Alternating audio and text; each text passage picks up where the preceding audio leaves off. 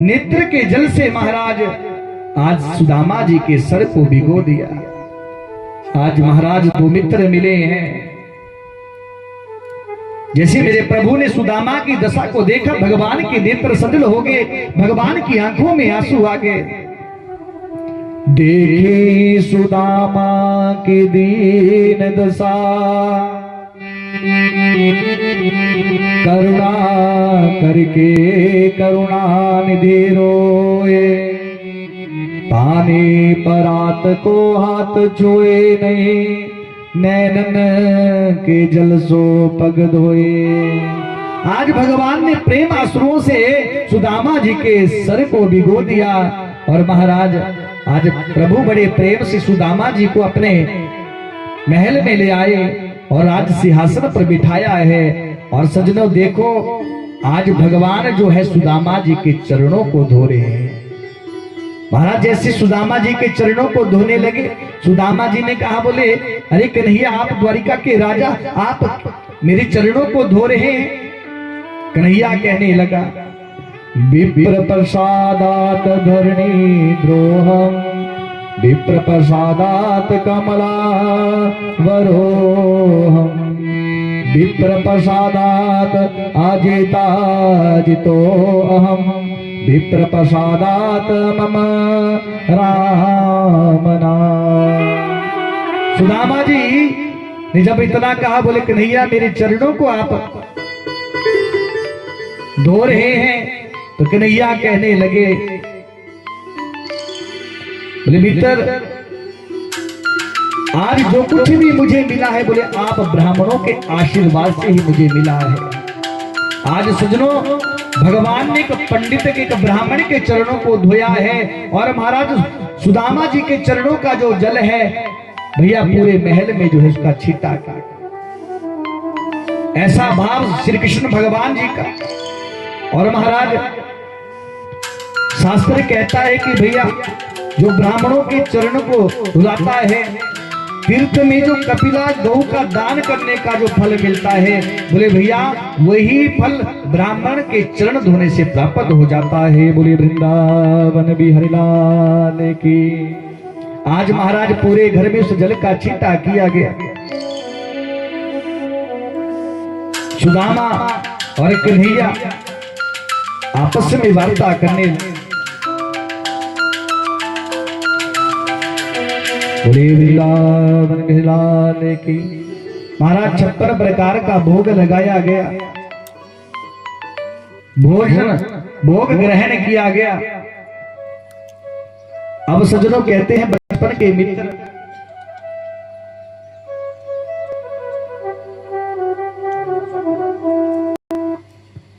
कहते हैं सज्जनों देखो, जब बचपन के मित्र मिलते हैं ना, तो महाराज बचपन की भी याद आती है। आज दोनों भोजन से निवृत्त होकर महाराज कहते हैं वार्ता करने लगे। लेकिन उससे पहले श्री कृष्ण भगवान जी ने अपनी पत्नियों से कहा, बोले सभी सुदामा जी को प्रणाम करें। अब महाराज एक एक करके जो है भगवान श्री कृष्ण की जो पत्नियां हैं सुदामा जी को प्रणाम करने लगे। सबसे पहले रुक्मणी आई, बोले महाराज मैं प्रणाम करती हूं, मैं रुक्मणी। सुदामा जी ने कहा, बोले चिर सौभाग्यवती भव। दूसरी आई महाराज, बोले मैं जामवंती, आपको प्रणाम करती हूं। महाराज सबको जो सुदामा जी आशीर्वाद दे रहे हैं।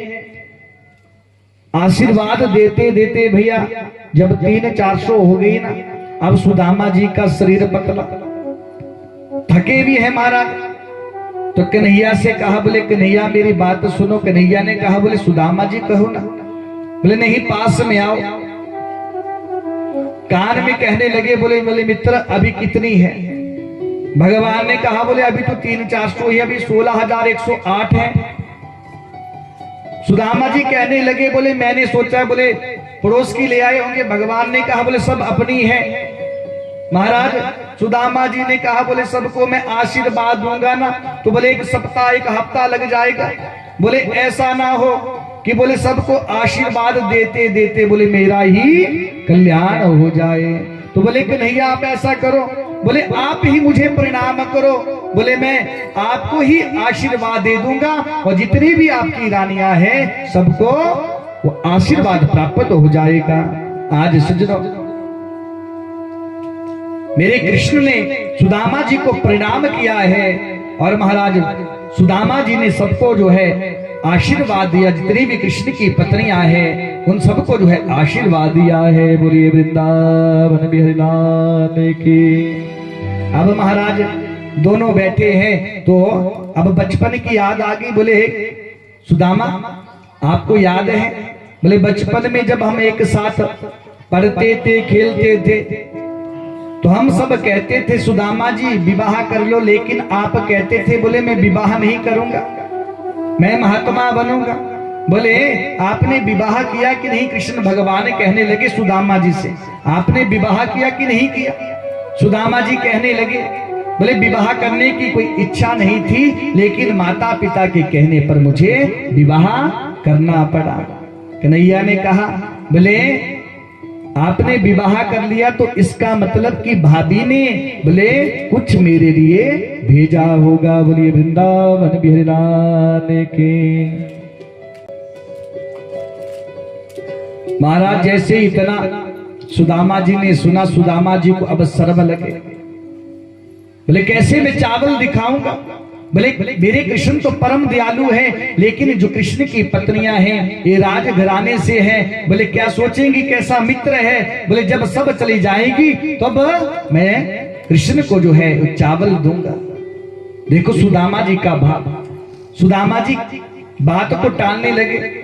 बोले एक नैया आपको याद है ना, हम बचपन में ऐसा किया करते थे। कन्हैया ने कहा बोले मित्र बात को मत टालो, बताओ ना भाभी ने क्या भेजा है?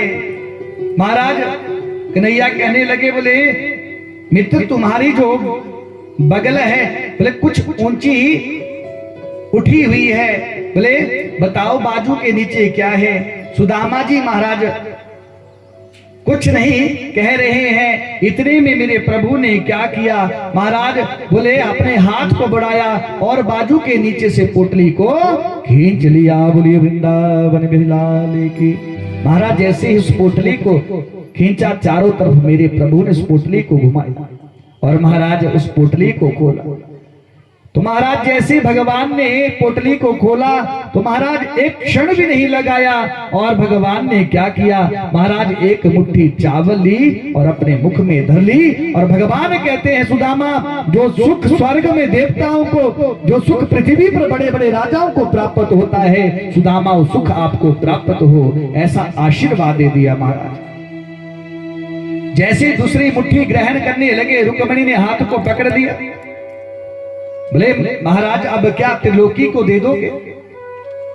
और महाराज मजाक में कहने लगी बोले ज्यादा कच्चे चावल नहीं खाते हैं, नहीं तो क्या होता है? बोले कच्चे चावल खाने से पेट में पीड़ा हो जाती है।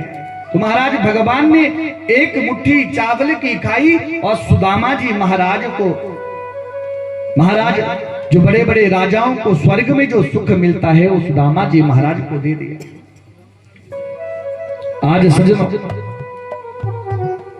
कहते हैं आज सुदामा जी महाराज सुबह हुई जाने लगे। जैसे सुदामा जी महाराज जाने लगे ना तो जैसे आए थे वैसे ही जा रहे हैं। भगवान ने सुदामा जी की धोती तक नहीं बदली। सुदामा जी महाराज पहुंच गए कहां? बोले अपनी कुटिया वाली जगह। लेकिन वहां पर क्या देखा महाराज? वहां पर सुदामा जी की झोंपड़ी नहीं, वहां पर सुंदर महल बना है। सुदामा जी विचार करने लगे बोले मेरी झोंपड़ी कहां गई? वहां बाहर दो दरबान खड़े थे, उनसे पूछा बोले भैया सुनिए, बोले कौन सी नगरी है? सुदामा जी ने सोचा होगा कि महाराज जब उनसे पूछा बोले कौन सी नगरी है, उन्होंने कहा है सुदामापुरी है। सुदामा जी ने सोचा बोले कोई सुदामा ये नगरी होगी। अच्छा महाराज बोले सुदामा नगरी है, बोले यहाँ के जो राजा हैं कौन है? तो महाराज द्वारपालों ने कहा बोले यहाँ के जो राजा हैं वो सुदामा सेठ सुदामा जी हैं। तो सुदामा जी ने सोचा बोले कोई सेठ होंगे। बोले महाराज अपने सेठ को बुलाओ। बोले महाराज यहाँ के जो राजा हैं बोले कोई सेठ नहीं। सुदामा जी ने सोचा सेठ नहीं तो बोले क्या है, बोले पंडित जी हैं। सुदामा जी ने सोचा बोले पंडित तो मैं हूं। ठीक है, बोले अपने पंडित जी को बुलाओ। बोले हमारे जो पंडित जी हैं तो द्वारिका गए हैं। सुदामा ने सोचा ले द्वारिका तो मैं गया हूं, लेकिन बोले ऐसी महल ऐसी व्यवस्था बनना बोले ये तो मेरे भाग्य में नहीं है, ऐसा कभी हो नहीं सकता। बोले ठीक है, आपके जो पंडित जी हैं वो द्वारिका गए हैं, बोले उनकी पत्नी तो यहां होगी। सज्जनों कहते हैं द्वारपालों ने कहा बोले हाँ, बोले उनको बुलाओ। अब जैसे महाराज द्वारपाल सुशीला के पास गए तो सज्जनों कहते भगवत कृपा से आज वो सुशीला जो है थोड़ी मोटी हो गई है महाराज। हाँ, बड़ा सुंदर श्रृंगार किया है, 5-10 सखियां साथ में चली है। जैसे सुदामा जी ने दूर से देखा महाराज तो क्या देखते हैं, बोले तो मेरी पत्नी नहीं है। क्यों? आज भगवत कृपा से सुशीला जो है महाराज बड़ा सुंदर श्रृंगार किया है और 5-10 सखियां साथ में चली है। सुदामा जी ने सोचा बोले कोई और है, और सुदामा जी महाराज वहां से जैसे जाने लगे तो सज्जनों कहते हैं सुशीला ने पहचान लिया कि ये तो मेरे पति हैं। सुशीला दौड़ी दौड़ी आई, सुदामा जी के चरणों में गिर गई और सुदामा जी के चरणों में गिरकर सुशीला आज सज्जनों जैसे प्रणाम करने लगी। सुदामा जी ने देखा, बोले सुशीला तुम? सुशीला ने कहा बोले हाँ। बोले इतना वैभव? महाराज सुदामा जी की जो पत्नी सुशीला है वो कहने लगी, बोले महाराज आपको चाहिए था कृष्ण दर्शन और मुझे चाहिए था वैभव। बोले आपको हो गया कृष्ण दर्शन और मुझे वैभव मिल गया। सुदामा जी ने कहा, बोले सुशीला तुम ही इस वैभव में रहो, मैं चला जाता हूँ वन में भगवान की भक्ति करने के लिए। जैसे सुदामा जी महाराज जाने लगे इतने में भगवान वहां पर प्रकट हो गए। बोले नारायण भगवान की। नारायण भगवान प्रकट हुए। प्रभु ने कहा बोले सुदामा जी ये मेरा प्रसाद है, इसको ग्रहण करो, इसका भोग करो और बोले अंत समय में वन में जाकर मेरी तपस्या करना और फिर मेरे धाम आ जाना। आज सुदामा जी महाराज ने भैया भगवान के सुभोग को प्रसादी को भोगा है और वन में आकर भगवान की तपस्या करी और अंत समय में सुदामा जी महाराज भगवान के धाम को चले गए। और ये द्वारिकाधीश भगवान की, बोलो वृंदावन बिहारी लाल की। तो महाराज इस प्रकार भगवान के परम भक्त सुदामा जी महाराज, परम मित्र सुदामा जी महाराज जिनकी दिव्या कथा हमने श्रवण करी। तो सुदामा जी महाराज की इस दिव्या कथा को हम ही प्रणाम करते हैं। आइए आगे कथा में हम प्रवेश करें। तो श्री शुकदेव जी महाराज परीक्षित से कहते हैं, परीक्षित समय समय पर भगवान अपने प्रियजनों को उपदेश देते हैं। आज भगवान ने सुधर्मा सभा का आयोजन किया और महाराज अपने समस्त पुत्रों को बुलाया। कहते जैसे भगवान श्री कृष्ण के पुत्र वहां पर पहुंचे तो भगवान ने अपने पुत्रों से कहा कि कभी भी किसी संत का अपमान मत करना, क्योंकि बोले संत के हृदय में मैं रहता हूं और संत मेरे हृदय में रहते हैं।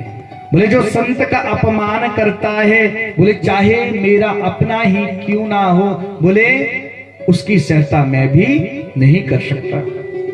जैसे महाराज भगवान ने इतना कहा ना, जो कृष्ण के पुत्र हैं उन्होंने सबने क्या किया, अपनी गर्दन को नीचे कर लिया और भैया नीचे गर्दन से एक दूसरे को देख रहे और हंस रहे हैं। बोले पिताजी महाराज संतों की बड़ी बड़ाई करते हैं, कन्हैया ने देखा बोले मेरी बात को ध्यान से नहीं सुन रहे हैं, बोले जब भोगेंगे तब पता चल जाएगा। और सज्जनों आज जो कृष्ण के पुत्र हैं उनसे भयंकर जो है गलती हो गई, बड़ा पाप हो गया। क्या किया? आज प्रभास क्षेत्र में जो है कृष्ण के जो पुत्र हैं गए हैं, वहां पर बड़े बड़े संत जन विराजमान हैं। विश्वामित्रो अस्ते कणवो दुर्वासा भृगुअंगिरः कश्यपो वामदेवो अते विशिष्टो नारद विहार। महाराज वहां पर बड़े बड़े संत जन विराजमान हैं, कृष्ण के जो पुत्र हैं वहां पर पहुंचे। देखो भैया, कहते हैं जामवंती और कृष्ण के एक पुत्र का नाम है शाम। क्या नाम है? शाम। बोले भैया कृष्ण के जितनी भी रानियां हैं सबकी संतानें हुई, लेकिन जो जामवंती है, जामवंती के भैया संतान नहीं थी। तो जामवंती को संतान प्राप्त करने के लिए भगवान श्री कृष्ण ने क्या किया? भगवान शंकर का ध्यान किया, भगवान शंकर की तपस्या करी। भगवान शंकर प्रसन्न हुए, बोले कन्हैया बताओ तुम्हें क्या चाहिए? कन्हैया ने कहा, बोले मैं चाहता हूँ सब रानियों के बोले संतानें हैं, लेकिन जामवंती के कोई संतान नहीं। मैं चाहता हूँ कि जामवंती के भी जो है संतान हो जाए, पुत्र हो जाए। सज्जनों कहते हैं भगवान शंकर कहने लगे, बोले अभी अभी मैं और पार्वती आपस में झगड़ा कर रहे थे। पार्वती कह रही थी, बोले मैं कृष्ण के यहाँ पुत्री बनकर जाऊंगी, और मैं कह रहा था मैं पुत्र बनकर जाऊंगा, लेकिन बोले अब हम दोनों एक ही रूप में जो है आपके यहाँ पुत्र बनकर आएंगे। शिव और पार्वती का जो रूप है भैया उसका नाम सांब है। बोले सदा सांब से भगवान की सांब नाम है महाराज। अब देखो भैया जो सांब है ना, कृष्ण के पुत्रों ने क्या किया?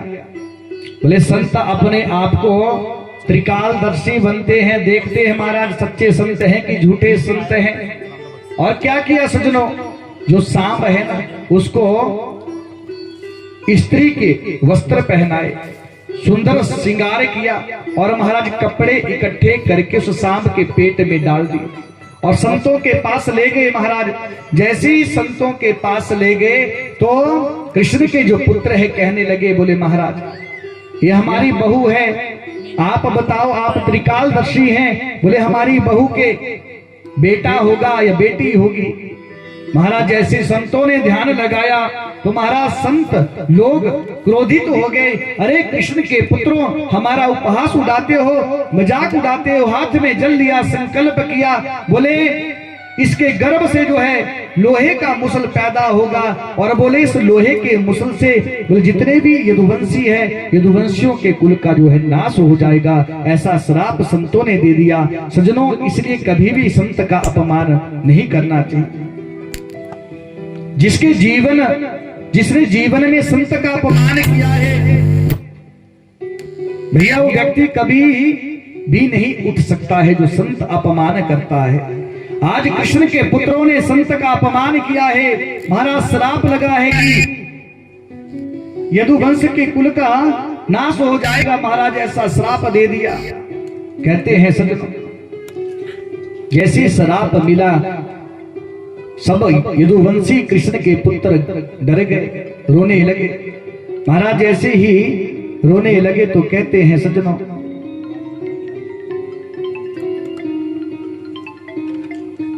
क्या किया सज्जनों? कहते हैं यदुवंशी ही यदुवंशियों ने कहा, बोले महाराज कोई बात नहीं, बोले संत लोग ऐसा ही बोलते हैं। जैसे महाराज उस वृंदावन बिलाल की महाराज जी क्या किया, जो महाराज कपड़े की जो पोटली बांधी हुई थी, महाराज उस पोटली को खोला गया तो उस पोटली से एक लोहे का मुसल निकला। यदुवंशियों ने कहा, बोले चिंता मत करो। और यदुवंशियों ने क्या किया भैया, उसको पीसा, समुद्र के किनारे चले गए और उस लोहे के मुसल को पीस कर महाराज उसका चूर्ण बना दिया। जो छोटा सा टुकड़ा बचा उसको जो है समुद्र में फेंक दिया। और महाराज देखो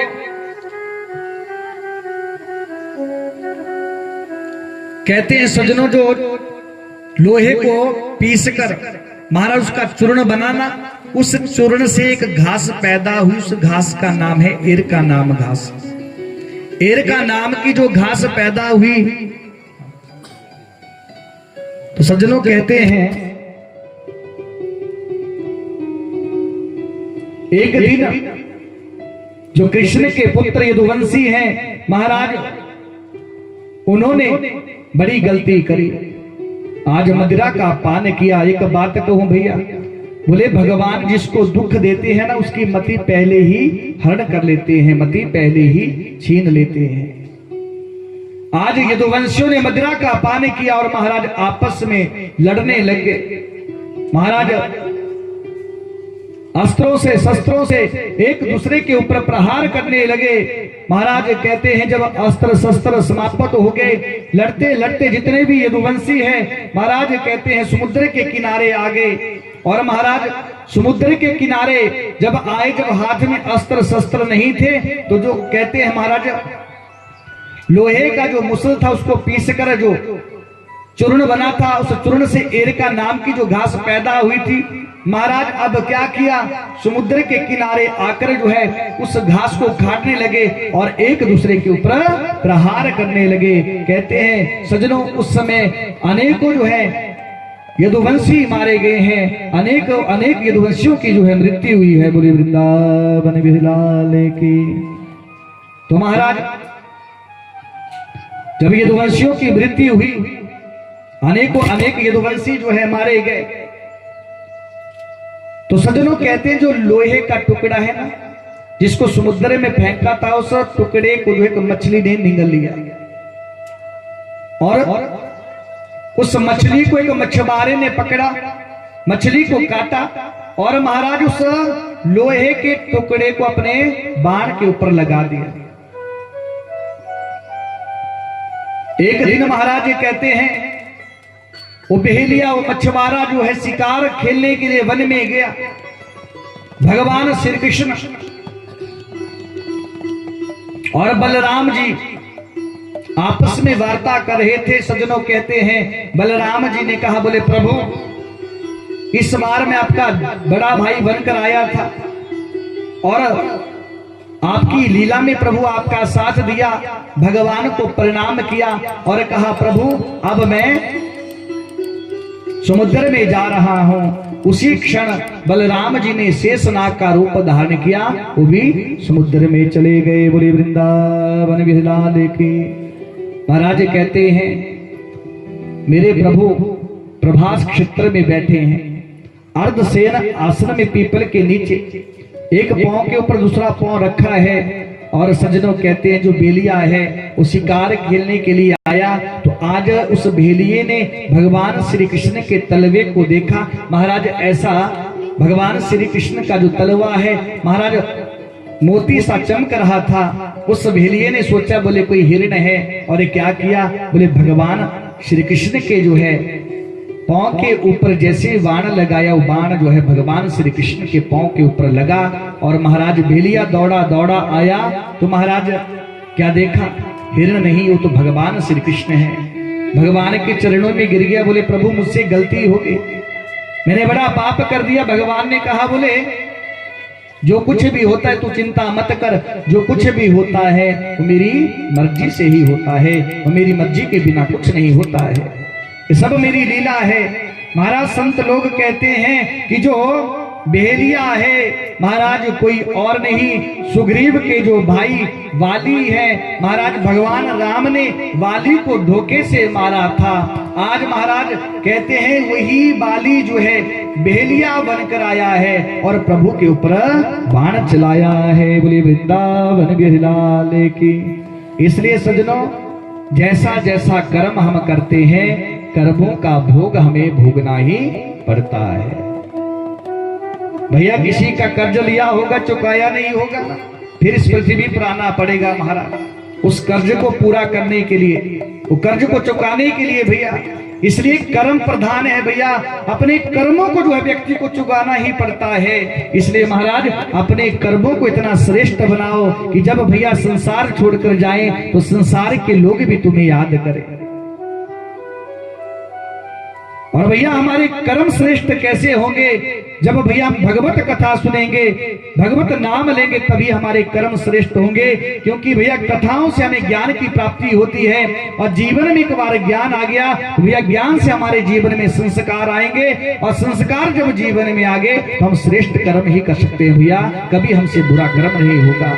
अगर हमारे अंदर ज्ञान और संस्कार आ गए तो भैया इसलिए जीवन में कथा को लाओ, क्योंकि कथा सुनना मानव का परम धर्म है। और जिसके जीवन में एक बार कथा आ जाती है उसके जीवन की व्यथा ही बदल जाती है। सज्जनों, इस बात का ध्यान रखना।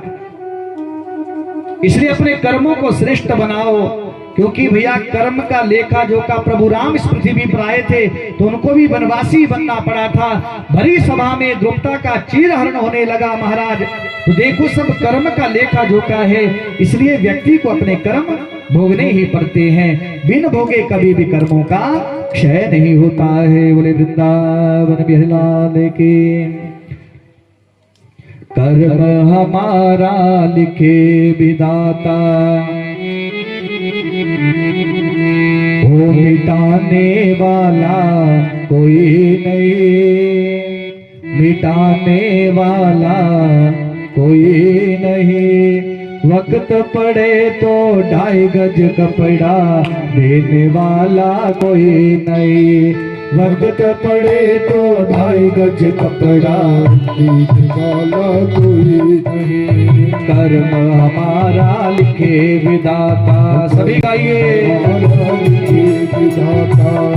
हमारा लिखे विधाता, कर्म हमारा लिखे विधाता। मिटाने वाला कोई नहीं, मिटाने वाला कोई नहीं। वक्त पड़े तो 2.5 गज कपड़ा देने वाला कोई नहीं। वक्त पड़े तो 2.5 गज कपड़ा देने वाला कोई नहीं। हरि बोल, बोले वृंदावन बिहारी लाल की।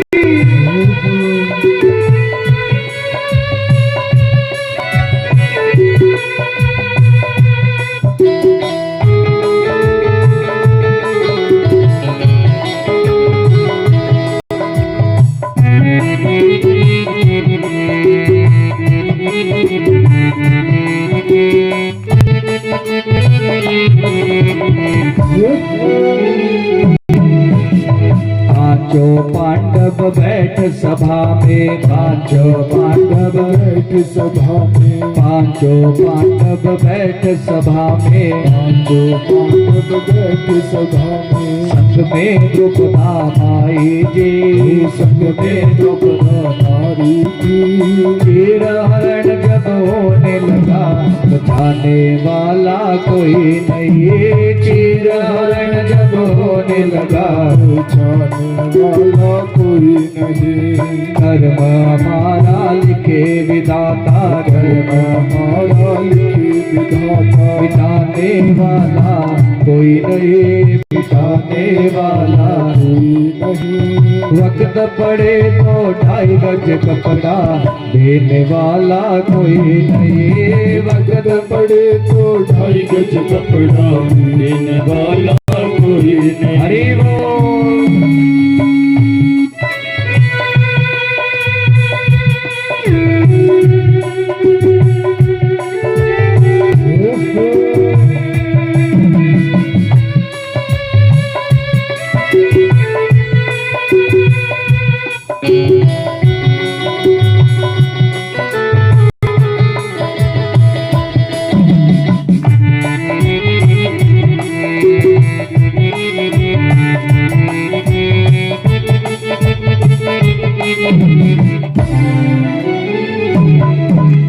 राम लखन जब चले थे वन को, राम लखन जब चले थे वन को, राम लखन जब चले थे वन को, राम लखन जब चले थे वन को। सीता ने हट ठाने दे, सीता ने हट ठाने दे, सीता ने हट ठाने दे, सीता ने हट ठाने दे। हर कर ले गया रावण उसको बचाने वाला कोई नहीं। हर कर ले गया रावण उसको बचाने वाला कोई नहीं। कर्म हमारा लिखे विधाता, कर्म हमारा लिखे विधाता। मिटाने वाला कोई नहीं, मिटाने वाला कोई नहीं। वक्त पड़े तो 2.5 गज कपड़ा देने वाला कोई नहीं। वक्त पड़े तो 2.5 गज कपड़ा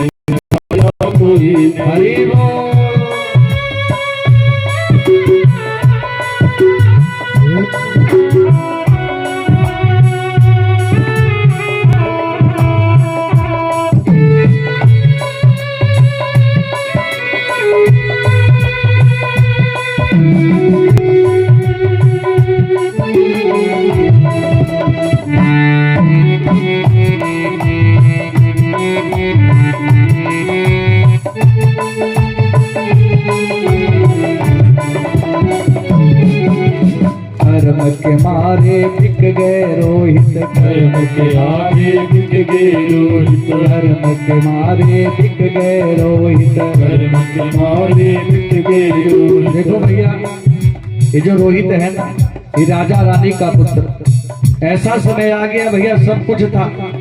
हरिश्चंद्र के पुत्र है रोहित। महाराज हरिश्चंद्र जो अपने धर्म के लिए अपने पुत्र को, अपनी पत्नी को और स्वयं भी बिक गया महाराज। ऐसे हरिश्चंद्र महाराज जिन्होंने अपने सर्वस्व को भैया धर्म के लिए दे दिया। आज महाराज जब रोहित की मृत्यु का समय आया, महाराज जलाने लगे तो कहते हैं भैया चिता तक नसीब नहीं हुई। हरि बोल।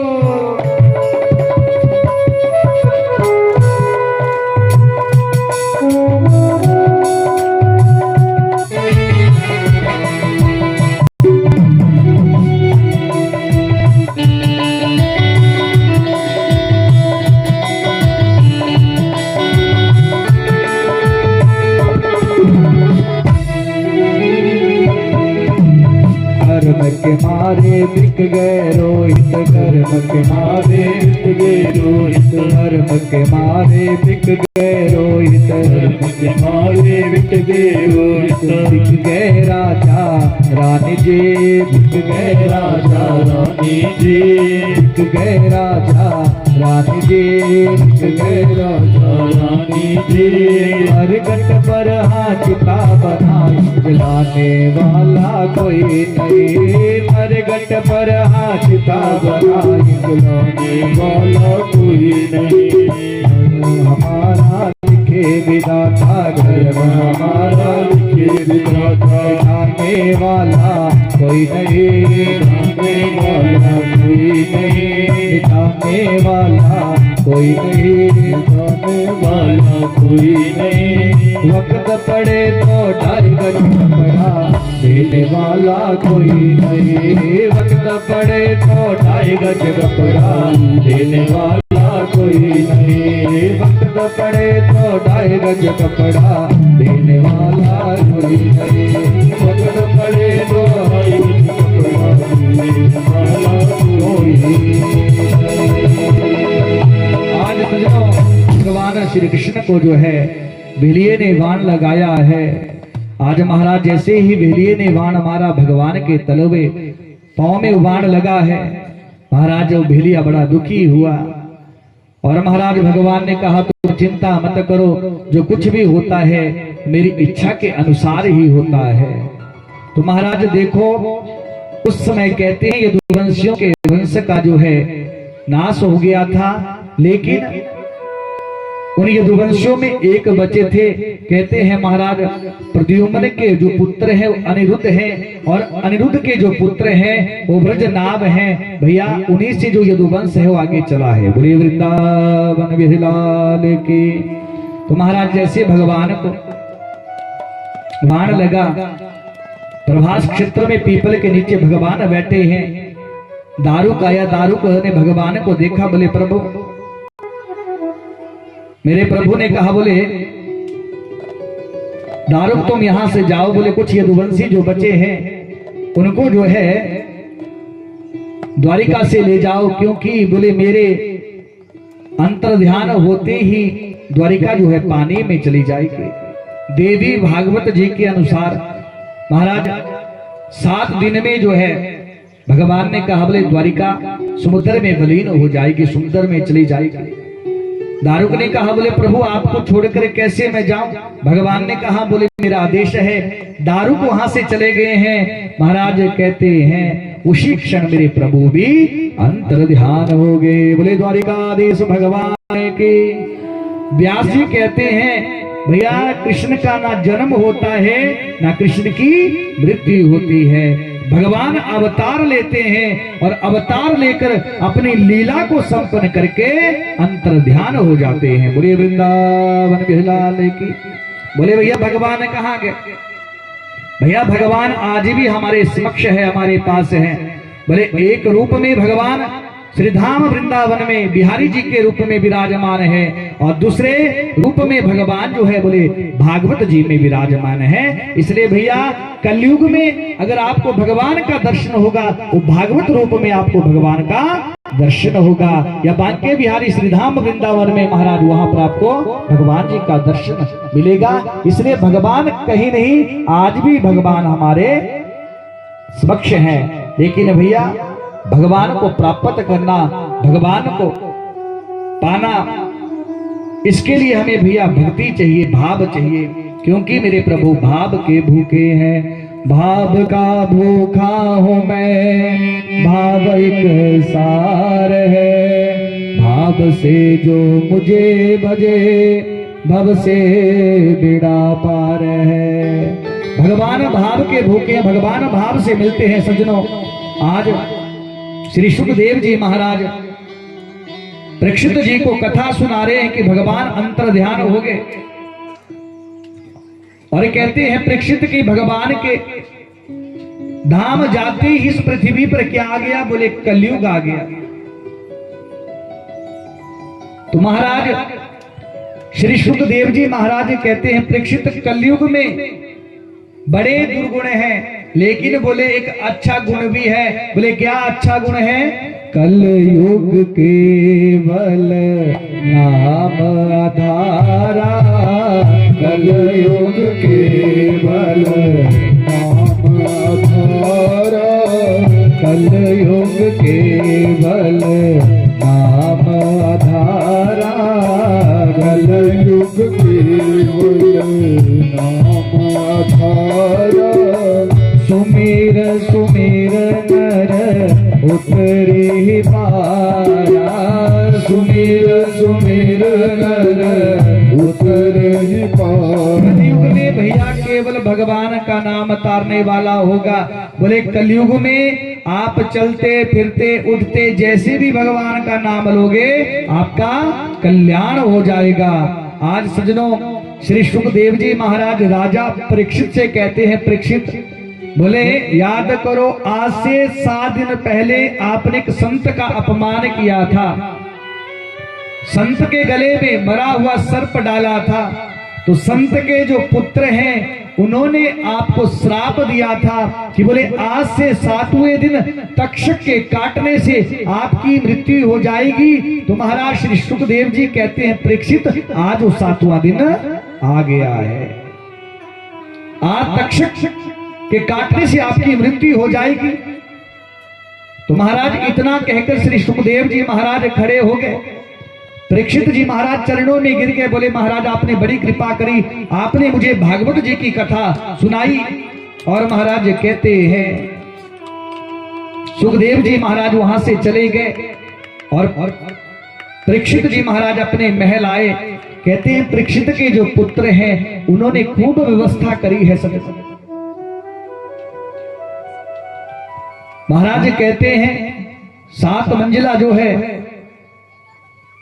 एक कांच का महल बनाया है महाराज, और ऐसी सुंदर व्यवस्था करी है कि भैया उस महल के अंदर एक मक्खी का एक मक्खी तक नहीं जा सकती है। ऐसी सुंदर व्यवस्था, हजारों ब्राह्मणों को बैठाया है, हजारों सैनिक पहरा दे रहे हैं कि महाराज एक मक्खी तक अंदर नहीं जा सकती।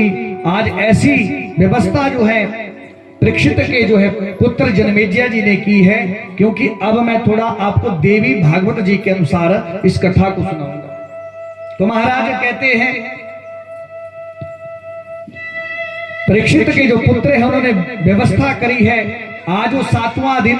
तो भैया श्राप की प्रेरणा से बोले वो तक्षक आज परीक्षित जी को काटने के लिए आ रहा है। तक्षक ने एक ब्राह्मण का रूप धारण किया है महाराज, और जैसे मार्ग में आने लगा, क्यों आज वो 7वां दिन है, तो जैसे मार्ग में आने लगा सज्जनों कहते हैं परीक्षित के जो पुत्र जनमेजय जी हैं उन्होंने भैया पूरे राज्य में सूचना दी है कि जो कोई भी मेरे पिताजी की रक्षा करेगा, सर्प के काटने से मेरे पिता की रक्षा करेगा, उसको मैं खूब धन दूंगा। तो कहते हैं महाराज एक कश्यप नाम के जो ब्राह्मण हैं वो भी परीक्षित के यहां आ रहे हैं। आज दोनों महाराज तक्षक भी और वो ब्राह्मण भी, कश्यप नाम के जो ब्राह्मण हैं महाराज, जैसे दोनों आ रहे थे तो मार्ग में मिल गए। तक्षक ने कश्यप ब्राह्मण से पूछ लिया, बोले भैया कहां जा रहे हो? बोले मैं परीक्षित के पास जा रहा हूं। बोले आज परीक्षित को जो है तक्षक काटेगा। बोले मैं परीक्षित की रक्षा करूंगा। जैसे तक्षक ने सुना, बोले महाराज तक्षक के डसने से आज तक कोई नहीं बचा। कश्यप ब्राह्मण ने कहा, बोले मेरे पास ऐसी औषधि है, ऐसे मंत्र है कि मैं परीक्षित को बचा सकता हूं, जीवित कर सकता हूं। महाराज इतना तक्षक ने सुना, कहते हैं तक्षक उसी क्षण जो है अपने स्वरूप में आ गया। बोले वृंदावन बिहारी लाल की। महाराज तक्षक अपने स्वरूप में आया। कश्यप जी पहले तो एकदम डर गए। तक्षक ने कहा, बोले आप कहते हैं कि आप परीक्षित को बचाएंगे। बोले मैं फुंकार लगाऊंगा और अपनी शक्ति का परीक्षण करने लगे, भैया किसमें शक्ति ज्यादा है। तो क्या किया, सामने एक हरा भरा वृक्ष था महाराज। तक्षक ने फुंकार लगाई, महाराज जो हरा भरा वृक्ष था राख बन गया। अब आप विचार करो भैया, जो राख बन गया हो कैसे जीवित हो सकता है। लेकिन कश्यप जो ब्राह्मण है उन्होंने हाथ में जल लिया और जल लेकर मंत्र पढ़ा, और महाराज जैसे ही मंत्र पढ़ा और जैसे उस राख के ऊपर जो है महाराज जो जल छिड़का, तो कहते हैं महाराज कि जैसे छींटा लगा उसी क्षण जो है महाराज जो वृक्ष है वो हरा भरा हो गया। कहते हैं सज्जनों, तक्षक ने जान लिया कि महाराज कश्यप जो ब्राह्मण है उनके पास ताकत है, शक्ति है, वो परीक्षित को बचा सकते हैं। तो तक्षक ने कहा, बोले महाराज क्यों बचाना चाहते हो? बोले महाराज मैं परीक्षित को बचाऊंगा, मुझे धन मिलेगा। बोले आपको धन चाहिए? तक्षक ने कहा, बोले मैं आपको धन दूंगा, लेकिन बोले एक संत का श्राप लगा है, आज इस श्राप जो है पूर्ण नहीं हुआ तो बोले कोई भी संसार के लोग संत के ऊपर विश्वास नहीं करेंगे। महाराज कश्यप नाम के जो ब्राह्मण है वो मान के तक्षक से धन लिया, वहीं से वापस हो गए। अब तक्षक ने क्या किया, और भी सर्पों को बुलाया महाराज। उन सर्पों ने भी महाराज ब्राह्मण का रूप धारण कर लिया और हाथ में फल ले लिए। तो जो तक्षक सर्प है उसने क्या किया महाराज, बिल्कुल छोटा सा रूप धारण किया और एक फल के अंदर चला गया महाराज। और कहते हैं सायंकालीन समय होने वाला है, अगर भैया सूर्य अस्त हो जाता ना तो फिर परीक्षित की जो है मृत्यु नहीं होती, और कुछ ही समय बचा है। और अगर सूर्य अस्त हो जाता तो भैया एक संत का जो श्राप लगा है वो पूर्ण नहीं हो पाता। तो महाराज समय हो रहा है, तो जैसे ही तक्षक अपने अन्य सर्पों के साथ जो ब्राह्मण बनकर आए हैं महाराज फल के अंदर चला गया, और कहते हैं कि परीक्षित के जो यहाँ पहुंच गए तो महाराज बाहर जो है दो द्वारपाल खड़े हैं। उन सर्पों ने कहा जो ब्राह्मण का रूप धारण किया है, बोले हम परीक्षित जी महाराज के पास जाना चाहते हैं, हम फल लाए हैं। द्वारपालों ने कहा, बोले आज परीक्षित से कोई नहीं मिल सकता क्योंकि कुछ ही समय बचा है, इसलिए आप नहीं मिल सकते हैं क्योंकि अब जो है कुछ समय बचा है। अगर अभी परीक्षित की मृत्यु टल गई तो भैया परीक्षित की फिर मृत्यु नहीं होगी, इसलिए बोले परीक्षित के साथ कोई नहीं मिल सकता। तो भैया जो सर्प ब्राह्मण बने हैं उन्होंने कहा, बोले महाराज आप ऐसा करो कि ये जो हम फल लाए हैं बोले परीक्षित जी महाराज को इन फलों को दे दो, क्योंकि उन्होंने सुबह से कुछ नहीं खाया है। सैनिकों ने महाराज फल लिए और परीक्षित जी के पास पहुंचे गए। अब जैसे परीक्षित जी के पास पहुंचे, कहते हैं सज्जनों परीक्षित के पास फल दिए और परीक्षित ने भी महाराज उस फल को उठाया जिसमें तक्षक गया था। जैसे महाराज काटने लगा, कहते हैं जिस तक्षक ने बिल्कुल छोटा सा रूप लिया था, आज महाराज जैसे ही उस फल को काटने लगे महाराज तक्षक ने विशाल रूप धारण किया और फुंकार लगाई, और उसी क्षण जो है कहते हैं परीक्षित का जो शरीर है वो राख हो गया। बोलिए वृंदावन लाल की। राख हो गया सज्जनों। परीक्षित की जब मृत्यु हुई महाराज परीक्षित के जो पुत्र हैं उनको बड़ा क्रोध आया कि मेरे पिता को तक्षक ने काटा है। अब भागवत जी के अनुसार तो भैया परीक्षित ने भागवत कथा सुनी थी तो भैया वो पहले भगवान के धाम को चले गए थे, लेकिन बोले पंच भौतिक जो शरीर बचा था ना भैया, बोले वही उसकी ही राख हुई। लेकिन भगवान की कथा परीक्षित ने सुनी थी तो पहले ही बोले भगवान के धाम को चले गए थे। लेकिन देवी भागवत के अनुसार कहते हैं महाराज, बोले परीक्षित की जो मृत्यु हुई तो भैया उसके बाद भी जो है परीक्षित कहते हैं परीक्षित की मुक्ति नहीं हुई। तो बोले कैसे मुक्ति हुई? तो बोले परीक्षित के निमित्त परीक्षित के पुत्र ने देवी भागवत जी की कथा करवाई, तब जो है परीक्षित की मुक्ति हुई। बोलिए वृंदावन बिहारी लाल की। महाराज कहते हैं अब परीक्षित की जब मृत्यु होगी तो परीक्षित के जो पुत्र हैं जनमेजय जी, उनको क्रोध आया और उन्होंने क्या किया? बोले एक सर्प यज्ञ किया महाराज। क्यों? बोले तक्षक ने मेरे पिता को काटा है और मेरे पिता की मृत्यु जो तक्षक के द्वारा हुई है, इसलिए महाराज आज क्रोध में आकर सर्प यज्ञ किया है। और क्या किया? ब्राह्मणों को बैठाया और महाराज जिस जिस सर्प का जिस जाति के सर्प का आह्वान करते, बोले भैया वो सर्प आता और अग्निकुंड में गिर जाता। महाराज अनेकों सर्प जो है मारे जाने लगे। तो कहते हैं अब जो है जनमेजय जी को याद आई, बोले जिसने मेरे पिता को मारा है, बोले अब उसका आह्वान करो। तक्षक की याद आई, तक्षक का आह्वान करने लगे। तो भैया जो तक्षक है ना वो इंद्र के सिंहासन से लिपट गया है महाराज। और जैसे देवता जैसे ब्राह्मण मंत्रों का उच्चारण करने लगे, अब इंद्र का सिंहासन भी डोलने लगा महाराज। कहते हैं इंद्र के सिंहासन के साथ आज तक्षक भी उस यज्ञ की तरफ आ रहा है। लेकिन महाराज जैसे ही इंद्र घबरा गए तो कहते हैं इंद्र ने जो है आस्तिक मुनि का ध्यान किया। आस्तिक मुनि वहां पर आए और आस्तिक मुनि से कहा, बोले आप हमारी रक्षा करो। तो महाराज कहते हैं आस्तिक मुनि जी जनमेजय जी के पास गए और समझाया, बोले क्यों आप सर्पों को मारना चाहते हैं? बोले आपके पिता की मृत्यु हो गई है, उनके भाग्य में उनके कर्म में ऐसा ही लिखा था। आज महाराज जनमेजय जी को समझाया गया है। जनमेजय जी ने क्या किया? बोले उस सर्प यज्ञ रोक दिया। बोलिए वृंदावन बिहारी लाल की। सर्प यज्ञ रोक दिया महाराज। कहते हैं भैया अगर किसी के यहाँ सर्प निकल जाए तो महाराज आस्तिक मुनि का नाम लो, 3 बार आस्तिक आस्तिक आस्तिक कहो। बोले भैया अगर सर्प निकला हो तो बोले उस सर्प वहां से चला जाता है, क्योंकि भैया आस्तिक मुनि ने सर्पों की रक्षा करी थी। बोले वृंदावन बिहारी लाल की। तो महाराज इस प्रकार मेरे प्रभु ने इस धराधाम पर लीलाएं करी। परीक्षित जी महाराज को श्राप लगा था, आज वो श्राप पूर्ण हुआ है और भैया परीक्षित जी महाराज भगवान के धाम को चले गए।